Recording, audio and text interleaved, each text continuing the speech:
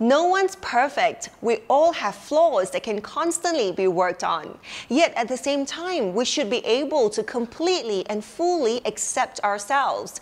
To be able to do that, we have to truly understand what both means. Accepting ourselves does not mean being oblivious or ignorant to what we can improve on, that we can just be the way we are for the rest of our lives. In fact, it's the opposite. We can only accept ourselves if we're able to look at all our flaws and weaknesses and to truly acknowledge our insecurities and fears. Acceptance is the act of seeing who we are, imperfections and all, without judgment or blame.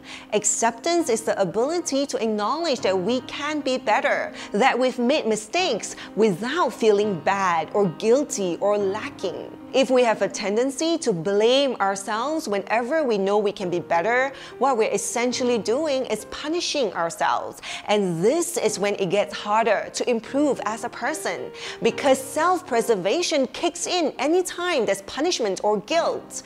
And that's when we become defensive against our own desire to change for the better. Accepting ourselves is loving ourselves. And sometimes we're afraid to love ourselves for fear of being too arrogant. And this is when it's important to examine what our definition of love is. Is love to us kind, gentle, and encouraging? Or is love to us biased, blind, and critical? Loving yourself is like loving your child. You see that your child is imperfect, that they have room to grow.